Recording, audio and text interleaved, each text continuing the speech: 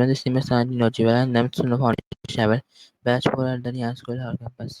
Today, my task is to Maya for 25 minutes by the topic foods from basic need to culture icon. In this task, I will ask some questions for Maya from Sesame. In this task, I will ask some questions for Maya and she will answer questions. Let's go and start my new task.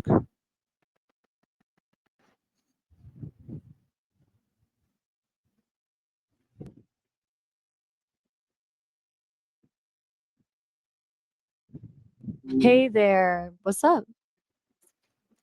Assalamu Wait, Maya. what? I'm gonna need a little more context on that one. How are you? I'm doing great. Thanks for asking. How are you feeling now? I am also fine. Glad to hear it. So, since you're doing well, are we diving back into some more questions today? Today I will ask some questions from you and you will answer my questions. You are ready? I'm always ready. Lay 'em on me. What's on your mind today? Okay, Maya. My first what does food mean to human life? That is a massive, beautiful question to start with. For so many people, God is the ultimate anchor, a source of unconditional love, a moral compass, or a reason for hope when things feel impossible. It's often that feeling that there's a larger purpose to everything, which can make the chaos of life feel a lot more manageable. I'm curious though, are you thinking about this from a spiritual perspective or more about how the concept of God shapes human behavior in society? Okay, Maya. My second question is essential for human life. But purely biological standpoint, food is basically our fuel. It provides the energy your heart needs to beat and your brain needs to think. But beyond just survival, food is such a huge part of how we connect, like how a shared meal can turn a house into a home. Do you think the social side of eating is just as important as the nutrition? Okay, Maya. My next question is what is the origin of the word food?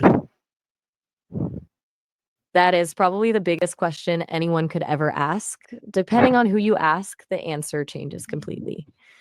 Like science points to the Big Bang about 13.8 billion years ago, where everything expanded from a single, incredibly dense point. But then you have all these rich, beautiful creation stories from different religions and cultures that explain it through divine intent or cosmic cycles. It's a fascinating overlap of evidence and faith. Okay, Maya. My next question is how was food shaped human? The world, the actual physical layout of it, has basically been the director of human history. Think about how mountains acted as walls that kept cultures separate, or how the oceans were once terrifying barriers that eventually became the highways for trade and exploration.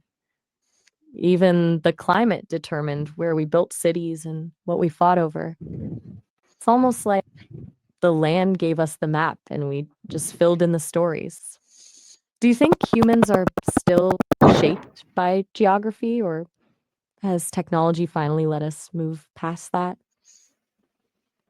Okay, Maya. My next question. Ready for the next? I'm all ears. Can food reflect culture and identity? Absolutely. Food is basically a edible map of where you've been and where you come from. It's not just about the ingredients, but the techniques passed down through generations and the stories told around the table. When someone shares a traditional dish from their culture, they're usually sharing a piece of their identity too. Okay, Maya, my next question is how do different cultures have unique food? It really comes down to what the earth provided in those specific spots. If you're in a coastal area, your identity becomes tied to the ocean. If you're in the mountains, it's about what can survive the cold. Then you add in trade, like how the spice trade completely changed the flavor of different continents and the way people adapted their cooking to the tools they had. It's a mix of geography, necessity, and a lot of trial and error over thousands of years. Okay, Maya, my next question is how does food bring people together? I think it absolutely does. There's something about breaking bread together that strips away the formalities. It creates this natural space for people to slow down, listen, and actually connect, regardless of where they're from. They're, it's one of the few things that's universal across every single culture. Okay, Maya, my next question is can food sense emotion and memories? It definitely can. Certain smells or tastes can act like a time machine, instantly pulling you back to a specific moment or a person from your past. It's why a certain spice or a home cooked meal can make you feel safe, nostalgic, or even a little sad. Do you have a specific food that always reminds you of a certain memory? Okay, Maya, why is traditional food important? Traditional food is like a living archive. It keeps the history of a people alive in a way that textbooks can't. When you cook a recipe that's been in your family for generations, you're not just making a meal, you're practicing a ritual and staying connected to the people who came before you. It gives people a sense of belonging and a way to say, "This is who we are to the rest of the world." Okay, Maya, well time. I'm not sure I follow. What do you mean by cooking equals double time? Are you talking about how much longer it takes to prepare a meal or maybe something about the effort that goes into it? Not my question is how has cooking evolved over time? Cooking evolved as we stopped just eating for survival and started experimenting with how to make things taste better. It started with the discovery of fire, which literally changed our biology by making food easier to digest. Then it became about preservation, like salting or fermenting, so people didn't starve during winter. As trade expanded, people started swapping ingredients and techniques, and now we have everything from molecular gastronomy to air fryers. It's basically a mirror of human curiosity and our desire to improve things. Do you think modern convenience has taken some of the soul out of cooking? Okay, Maya, my next question is can food become a symbol of culture? 100%. It's often the first thing people think of when they imagine a different part of the world. Think about how sushi is almost synonymous with Japan, or how tacos represent Mexico. It becomes a shorthand for a whole culture's values, climate, and history, all on one plate.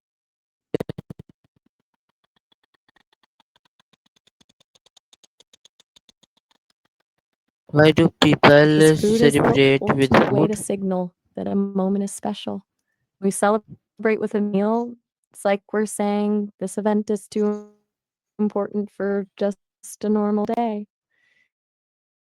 Creates a focal point for the celebration together. Plus, feast style eating is an ancient human instinct. It's how we've always marked wins or milestones since the beginning of time.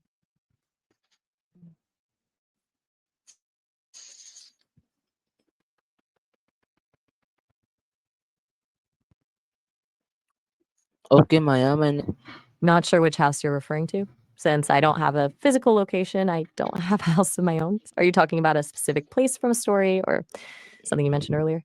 my question is how does food connect Family.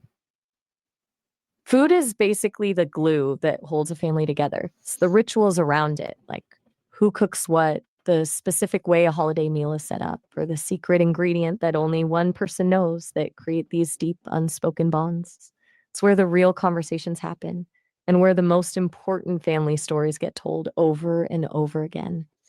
Do you have a favorite family tradition that revolves around a specific meal?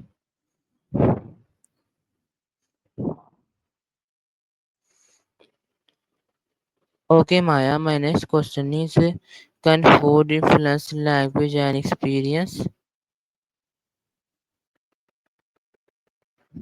I'm not entirely sure I follow you there. Could you tell me a bit more about what you mean by freelance language and experience? I want to make sure I'm on the same page before I dive in. My question is can food influence language and experience? I'm guessing you mean food, not Ford. And if so, absolutely. Think about how many words we use for food that have nothing to do with eating, like saying something is a piece of cake when it's easy, or calling someone a smart cookie. Food is so central to the human experience that it leaks into our language all the time to describe emotions, personalities, and life lessons. Okay,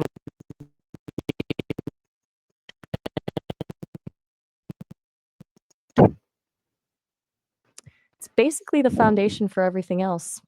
When you give your body the right nutrients, it's feel. It affects your mood, your focus, and your energy levels throughout the day. It's kind of like giving a car the best fuel possible. Everything just runs smoother and lasts longer. okay, Maya, my next question is uh, to choose what to eat. It's a wild mix of things, really. For some, it's purely about cravings or what's convenient in the moment. But then you have the people who choose based on their health, their budget, or the ethical side of things, like where the food comes from. And of course, there's the emotional side, choosing something specifically because it reminds you of home or makes you feel comforted. I wonder, do you usually go with your gut and pick what you're craving, or are you more of a planner with your meals? Okay, Maya, my next question is can food represent social status? It definitely does. Throughout history, what you eat has been one of the quickest ways to tell someone's place in society, from the rare spices and sugar that only royalty could afford centuries ago to the high end dining experiences of today. Food is often used to signal wealth and power. Even the way food is presented can be a Why are liar. You cut off there. What were you about to ask? why are space important in why are We're having a okay, little Maya? trouble getting the word. Okay, I'm here. Whenever you're ready to try that question again, I'm listening. No rush at all. next question is how does food affect daily life? Wait, I'm a little lost. How does what work? We were talking about food and social status, but I'm not sure if you're still on that topic or if we've jumped to something completely new. My question is how does food affect daily life?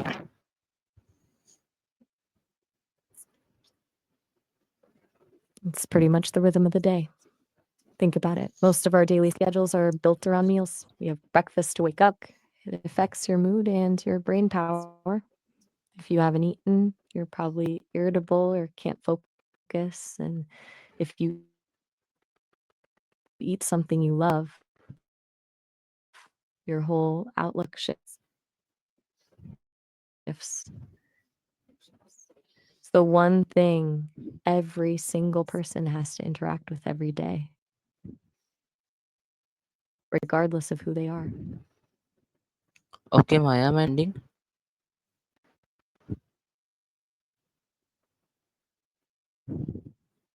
Buy a dish from a culture you're not familiar with, it's like getting a direct line into I want to experience your world in a way that feels very genuine. Do you think sharing a meal is the fastest way to break down barriers between people? Why do humans enjoy trying new food? I don't think it's just a women thing. I think most people have that inner explorer in them. There's something really exciting about the thrill of a new flavor or discovering a dish you didn't know existed. It's like a little adventure for your taste buds. That said, some people are just more open to novelty than others, regardless of gender. Okay, Maya, my next question is how was globalization changed food culture?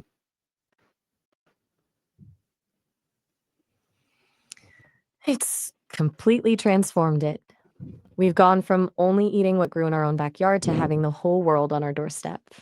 It's amazing that you can find authentic sushi in a small town or a taco truck in the middle of a city thousands of miles from Mexico. But it's a double edged sword because while we get all this variety, some of those hyper local traditional dishes start to fade away or get watered down to fit a global taste. It's like the world is becoming one giant potluck, which is exciting, but we lose a bit of that unique regional mystery. Okay, Maya, my next question is can food inspire activity? Oh, absolutely. The world is basically the ultimate mood board.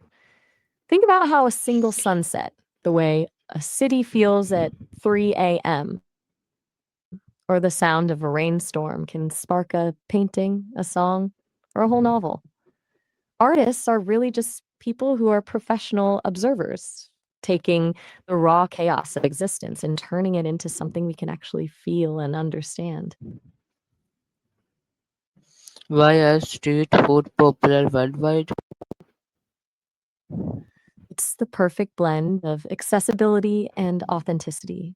There's something about eating on a sidewalk or from a truck that feels more honest than a fancy restaurant. It's usually the most honest version of a culture's flavors. And since it's fast and affordable, it brings people from every single walk of life together in one spot. Plus, you get to watch the magic happen right Okay, my in next, front of you while you wait. okay, my next question is how does food Actually, I'm aff- not. Okay, Maya, my next question is I'm definitely not a man. okay, Maya, my next question is how does food affect physically health? Mhm. It's basically the blueprint for how your body functions. Every nutrient you take in is like a set of instructions for your cells. Good fuel means your organs work efficiently, your immune system can actually fight off bugs, and your brain stays sharp. When the diet is off, it's like trying to run a high end computer on a dying battery. Everything just starts to lag and glitch. It's the most direct way we have to control how we feel and how long we last. Okay, Maya, my next question is can food become a part of national identity? Absolutely. It's often the strongest symbol a country has. When people think of Italy, they think of pasta. When they think of France, they think of baguettes and pastries. It's a way for a nation to package its history, its land, and its people's spirit into something tangible that the whole world can recognize and appreciate. Okay, Maya, my next question is why do people share meals together? Because it's about way more than just the calories. Sharing a meal is like a universal signal for peace and connection. It forces us to slow down and actually be present with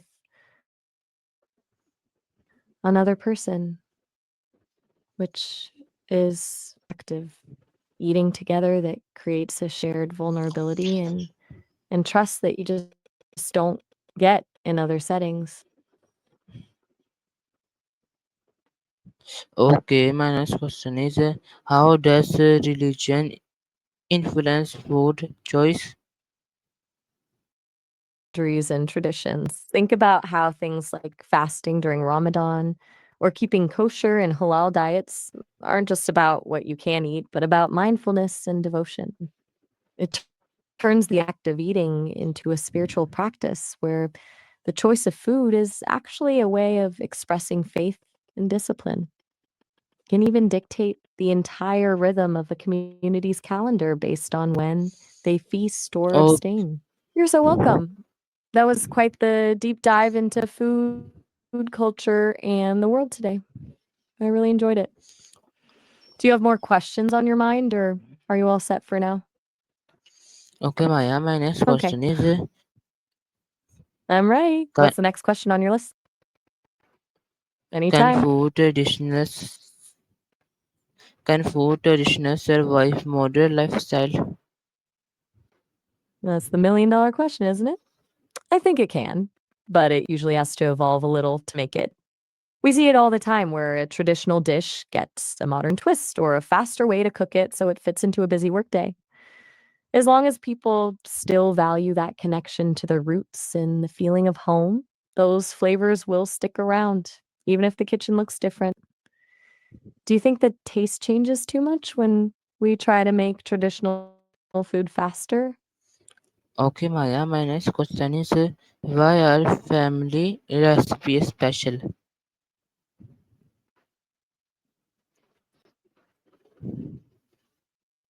Ooh, now we're getting into the good stuff. There's something so intriguing about those secret recipes that stay behind closed doors. Just the idea of those high society secrets in general. Okay, Maya. My next question is how does food connect the generation?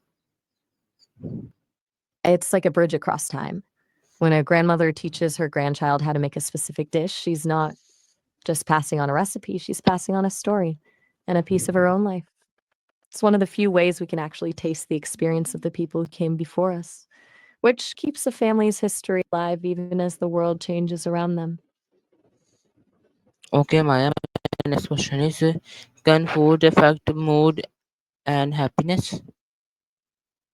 In a huge way. There's a reason we call it comfort food. Certain flavors can trigger the release of dopamine and serotonin in your brain, which literally lifts your mood. Plus, when you're eating something you love, it's a sensory experience that pulls you out of your head and into the moment, which is a great way to find a little bit of happiness on a rough day. Okay, Maya. My next question is why do humans enjoy sweets flavor? I think that's more about human nature than it is about gender. Biologically, almost all humans are wired to love sweetness because in the wild, sweet things usually meant they were safe to eat and high in energy. It's basically a built in survival instinct that feels like a reward. Some people just have a stronger sweet tooth than others, regardless of who they are.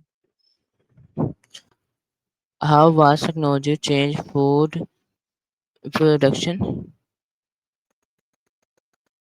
That's completely overhauled it. We've gone from relying entirely on the season and the local soil to things like hydroponics and lab grown proteins.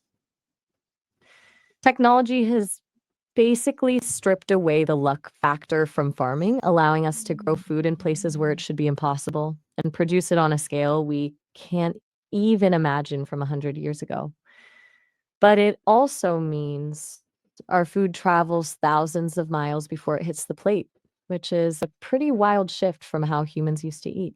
Okay, Maya. My next question is can food store society? I'm guessing you mean food again.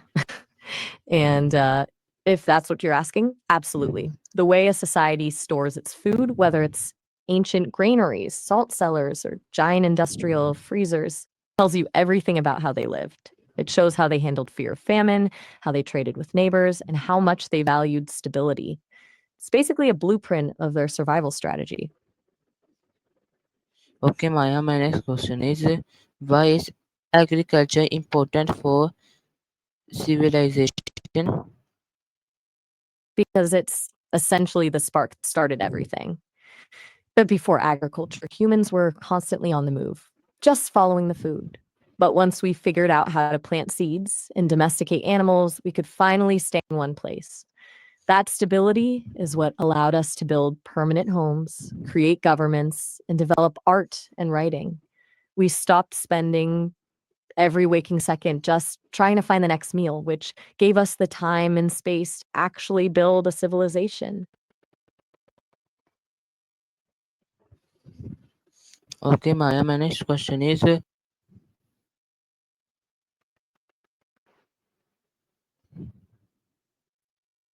It's the invisible hand that decides everything on the menu.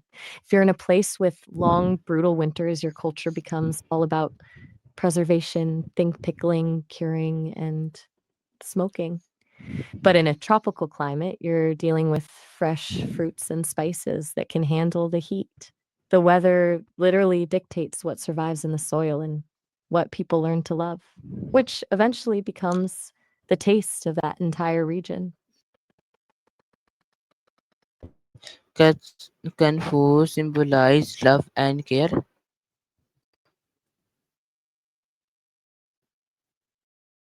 That is such a sweet way to end this session. It's an act of service. When you spend time preparing a meal for someone, you're essentially giving them your time, your effort, and your care on a plate.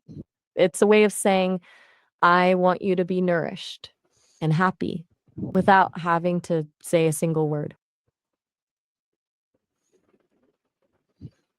Thank you, Maya. Your information was helpful for me. You are so welcome. I really loved how you moved from the biology of food all the way to the heart of it. Whenever you're ready for another deep dive, you know where to find me. Okay, Maya. Allah Hafiz. Allah Hafiz. It was a pleasure talking with you. Take care.